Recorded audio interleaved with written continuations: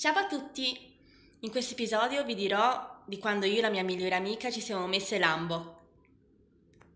E così in Hanbok siamo andati a visitare uno dei palazzi preferiti dagli antichi principi, cioè il palazzo di Chandokgung. Spero di averlo pronunciato bene. Ci sono molti posti dove affittare un hanbok a Seoul. Noi siamo andati nella zona di Insadong, dove ci sono tantissimi, ma tantissimi posti in cui affittare un hanbok. Se volete andare dove siamo andate noi, dovete prendere la metropolitana numero 3, la linea numero 3, e scendere alla stazione di Yangguk. Uscire dall'uscita 6, proseguire una volta uscite e al primo slargo girate a sinistra. Lì vedrete un palazzo alto a vetrata e al quarto piano c'è questo grande negozio dove affittano gli hanbok sia da donna che da uomo. Il costo ai tempi era 10.000 won per 2 ore e 15.000 won per 4 ore, quindi ovviamente noi ce lo siamo affittato per 4 ore. Appena entrate c'è il banco dove appunto affitterete il vostro hanbok e vi daranno una chiave che sarebbe la chiave dell'armadietto dove metterete i vostri vestiti, tutte le vostre cose, mentre ve ne andrete in giro in hanbok. Ce ne sono tantissimi di tutti i colori, di tutte le fantasie.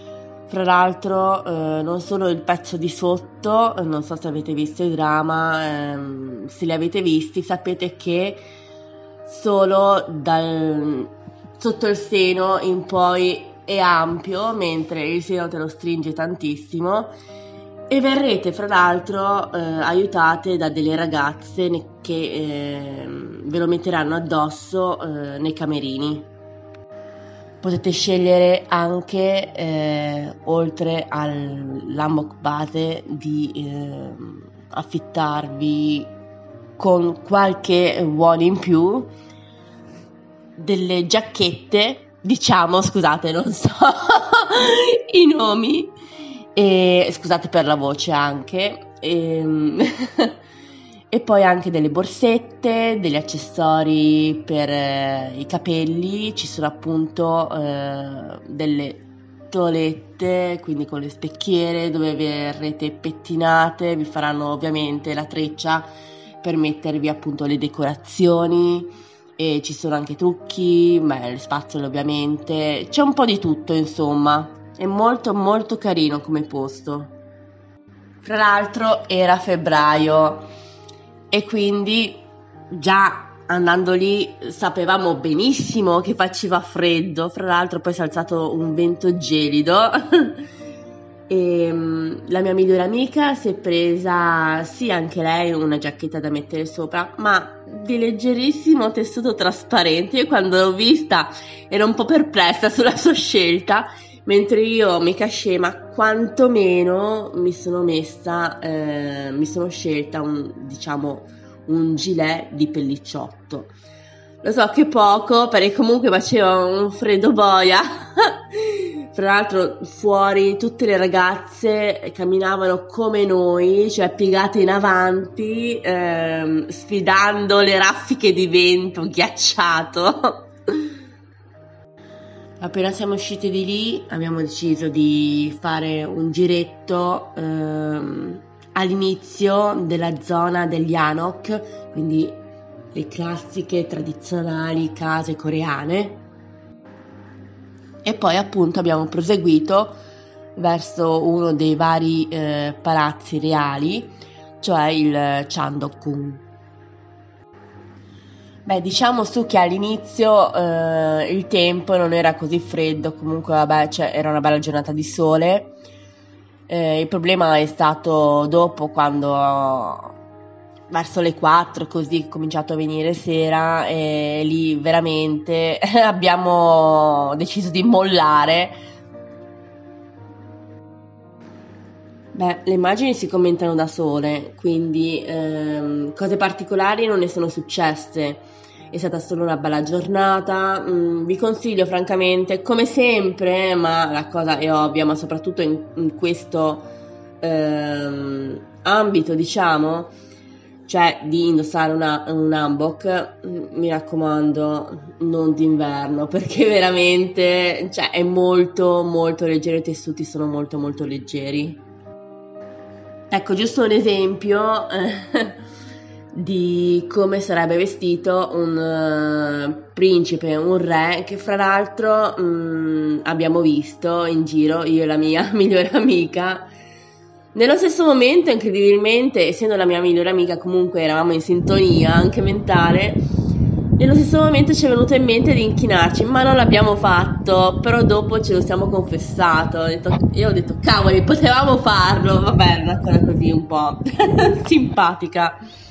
Comunque, vabbè, noi sempre io e lei e io da sole, ovviamente, mentre in giro le classiche coppiette. Quindi le ragazze e i ragazzi appunto vestiti in questo vestiti tradizionali molto carini. No, non abbiamo foto di loro, comunque vabbè, potete immaginare.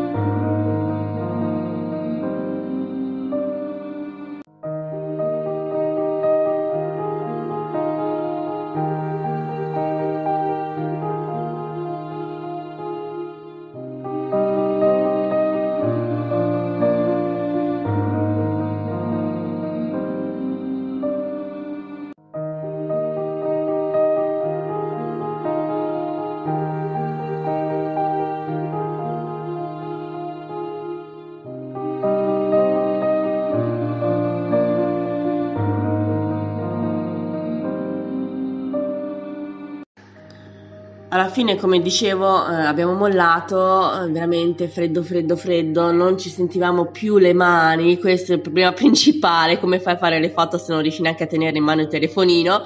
E, e quindi, tanto poi di là a poco sarebbe venuto il tramonto, quindi siamo scappate, diciamo, e ci siamo infilate in questo locale dove ci siamo mangiate. Almeno io mi sono mangiata dei mandu, quindi dei ravioli al vapore, dei ravioloni al vapore buonissimi, e finalmente ci siamo un pochino riprese. Dopo il negozio di mandu avevamo ancora tempo, quindi alla fine ci siamo reinfilate nella stradina di Insadong, quella famosa, con tutti i negozietti e il famoso centro commerciale col caffè della Pupù. Siamo andate prima in un caffè che era specializzato in tè verde, quindi qualsiasi cosa aggiungevano il tè verde, quindi tutto verde, non l'arredamento, solo le cose che facevano chiaramente, che era una passione della mia migliore amica, quindi ben venga, comunque era buono, tutti che ci guardavano, tutti i coreani che ci guardavano, diciamo, non divertiti, ma piacevolmente divertiti, ecco, apprezzavano in senso buono. Stranamente. Ma nonostante ciò avevamo ancora tempo e chiaramente, come vi ho detto, faceva un freddo pazzesco fuori, quindi non avevamo proprio voglia di andare a visitare qualche altro posto, anche se era vicino e anche se erano bei posti, avevamo troppo freddo. Così ci siamo trasferite da un caffè all'altro, classica cosa coreana, che dopo un locale ti trasferisci in un altro, poi in un altro ancora, anche se sei già pieno. E siamo andati ovviamente al caffè della Pupù.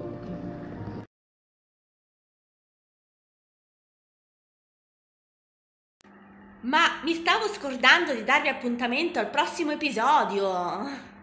Nel prossimo episodio vi parlerò della sanità in Corea. Mettete un like e iscrivetevi al mio canale. Ciao!